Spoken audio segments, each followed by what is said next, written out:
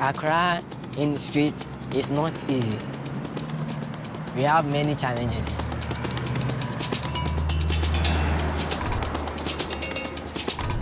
They have been using air conditioning, so when we will go and sleep there, when the mosquito tries to drink our blood, the air pushed the mosquito aside.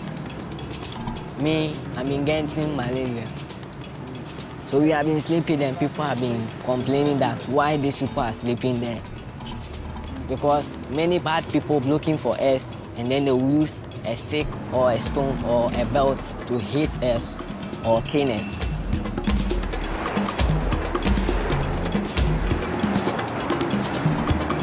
The place is too dangerous. Sometimes some people pour glue into other people's ears. Some of them will steal your things. You can't bear to stay there.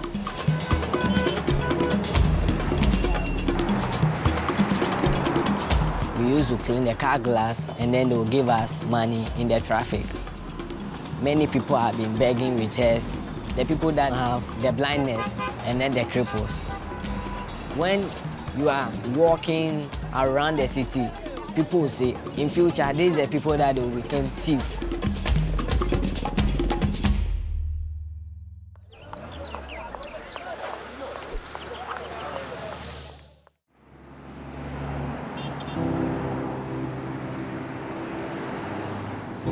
So one day I was just returning from dropping my brother off at the bus station, and when I got here I realized there were some kids playing next to this wall by the mall. And when I saw them I was a bit conflicted. I was wondering, why are these kids here? Why are their parents? And it was a little cold. And I was thinking a lot about faith and our responsibilities as Christians. We're supposed to live life like Christ. And he spoke a lot about the values of service, compassion, justice. And I felt guilty about just driving away. So I went around the roundabout and then went back to where the kids were. And as I drove closer, my heart started beating faster because I didn't know what questions to ask them. But I did it anyways.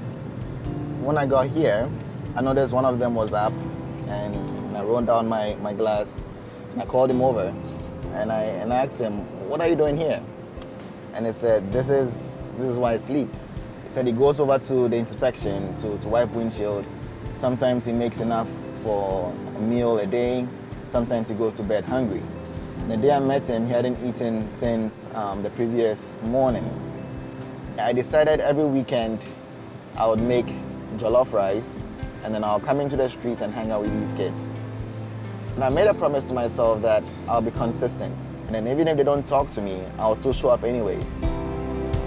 We're standing by the wall, I wonder if your eyes could talk, what would they say? What would they say? And now we're walking in the streets, I see how hard you must compete for what they have, for what they give to you. So TK started working with our kids on the street about 3 years ago, and I joined him a year ago after we got married. And our progress really developed organically. It kind of showed itself over time as we were present and were faithful in joining the kids on the street and understanding their reality. It kind of became obvious to us what we needed to do. It's not easy to walk up to a street corner where there's a whole bunch of kids that everyone else deems wild and like social deviants. That's really intimidating for a lot of people. What I've experienced in my own life is that you have to embrace that discomfort of leaving your area of expertise, your comfort zone, and you have to be daring enough to go beyond whatever that physical or mental barrier is that gets you to the other side where other people are, and you realize they're not just other people, they're human beings with incredible stories to tell you.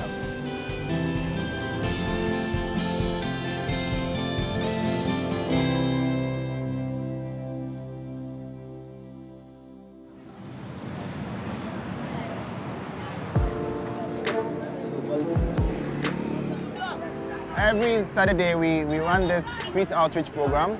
In Accra, there's an estimated number of about 65,000 kids living in the streets. But every week, we see about 80 of them. This is the time they tell us about their week, what went wrong, what went right. If some of them have any health issues, they talk to us about it. If we can provide first aid on site here. I'm going to wrap it, but you have to keep it dry. So this is our time to really connect and bond with them. Menya sure say mukwa ubetina school mwe na musa ubetina So me am na my president. your president. I have a few students from Ashesi University, University of Ghana that come into the street to hang out with the kids living here. Waiting for my children. And then we'll have a conversation about how they envision their future. That's the topic for discussion today. I met TK 2 years ago when he started working as a chassis, and I started talking about how I'm involved with children, and he also opened up to me about his organization, Future of Africa. And for me, it goes beyond what they are being taught in the classroom. It's more about how can we immerse them into context where they can understand the nuances of leadership. And I decided and agreed to visit one Saturday on the streets. Say count 5 years if we in there.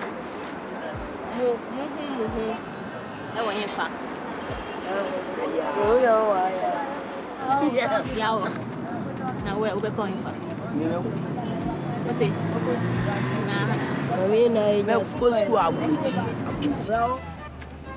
These kids whose survival is daily. It hit me real hard because it just kept bringing to mind so many things about why they are here, where are their parents, what happened to them, is everything okay, are they okay, are we doing enough, we're not doing enough, we need to do more. And as much as they do need food and they do need clothing, they need relationship, healthy relationship, somebody to tell them, I want to listen to you. What you have to say matters. I value what you have to say. So the hope is one day we wouldn't have any of these kids here. We have a school we are building in the Volta region of Ghana, and that school is to give them that formal education. About 8 months ago, we took our first 2 kids off the streets, and they are doing really well in the school in the Volta region.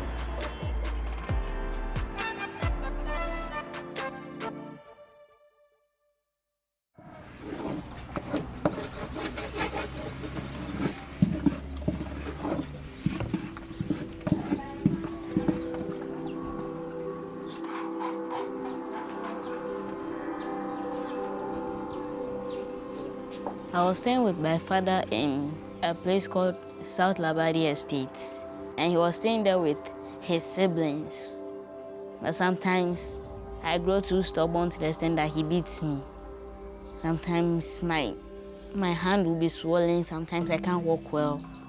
But because of that, it made me run away from home, and I lost the first school I was attending. Cyril, I met him in the town called Legend Village. When we are there, we have been talking, walking, playing football. So I thought Patrick was having the same ordeal. His father wanted to beat him. And that, my father sacked me, and then me and the boy went to the streets.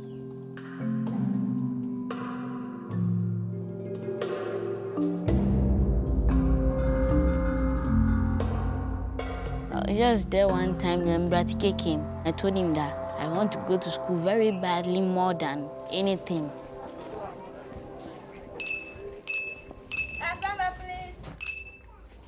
The Lord's Prayer. Our Father, who art in heaven, hallowed be thy name. Thy kingdom come, thy will be done on earth as it is in heaven. Give us this day our daily bread. When they born me, I never went to a preparatory school before. I don't know how to read. I don't know how to write. Now I know how to read small, and then I know how to write small. And Bratike to see me like that, I have future. He will let me to continue. So I feel happy that I'm in here going to school because of Brother Tiki and Madam Nikki. I want to be a doctor because they are able to restore people to health. I like it a lot. Some doctors even put away their free time to use to take care of some children and some other patients. I like it. First, I want to be a rapper. I want to be a footballer. I know how to play football. I want to be a bank manager. And also, I want to learn Brother Tiki life, how he's helping people. And me too, I'll follow him, helping people. Well, on the street, most of the times, if it's raining, you don't have anywhere to go. So you just have to endure the rain. And being here, there's security here, there's authority here, and I like it that way. Because being here is much safer than being on the street.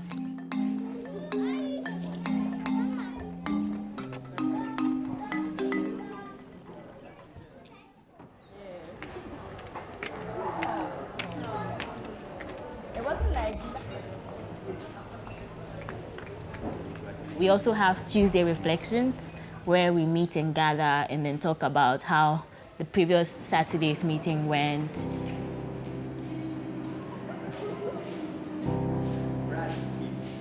What were some of the things that you guys thought was impactful, something that was different or resonated with you yesterday? When I asked them about when they stay on the street, what do they think about? And one person was like, for him, Operia is everything, because that's where he gets food, that's where he makes money, that's where he sleeps. They're not just making money for themselves, they're making money for their poor mother who can't fend for herself. And I realized, wow, these kids they've grown up so fast. And he was like, if you're not hard, like if you're not strong emotionally, you break down easily and all the insults will get to you. And the fact that they'll be able to block all the negativity and just forget it and move forward to another car and look for money, that was interesting yesterday.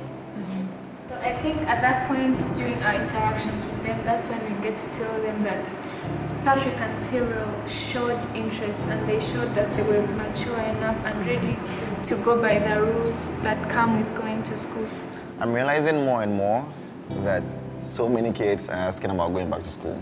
A part of me feels like they've seen Patrick and Cyril, they left, they came back, and they've seen how transformation has happened, right? So I wonder if that's where they're getting inspiration from. Being part of FOA has empowered me a lot and has changed my thinking to more than myself, to others. It makes me believe that wherever I am, I can definitely be an agent of change. There's nothing you gotta do for my love. Just be you and that's enough. No strings attached, I am all yours.